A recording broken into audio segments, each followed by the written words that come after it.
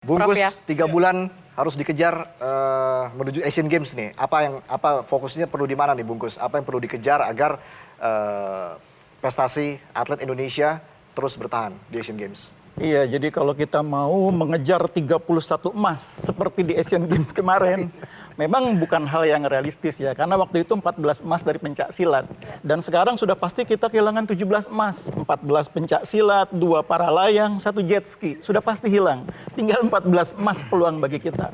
Tapi menurut saya kita nggak bisa berpikir seperti itu. Setiap event itu kita punya capaian-capaian yang ditargetkan, dan itu sesuai dengan kondisi. Kemarin pencapaian kita di Asian Games, karena kita tuan rumah.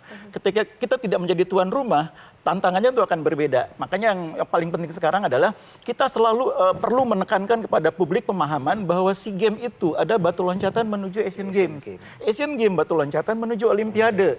Nah karena itu apa yang dicapai di SEA Games, kalau bisa kita dorong menuju Asian Games. Makanya 3 bulan itu bukan persoalan. Kalau kita menyiapkan atlet-atlet yang bermain di SEA Games itu adalah mereka yang juga disiapkan buat Asian Games. Mereka juga yang disiapkan untuk Olimpiade. Kalau itu dilakukan secara konsisten, sebetulnya nggak ada masalah, persiapan 3 bulan nggak ada masalah.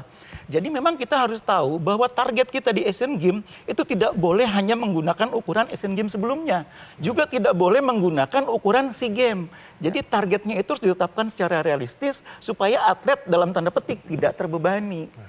Target itu penting, tapi bukan menjadi cara untuk membebani. Jadi kalau gitu fokusnya pembinaan di mana? Ya di situ, di cabang-cabang di mana kita kuat.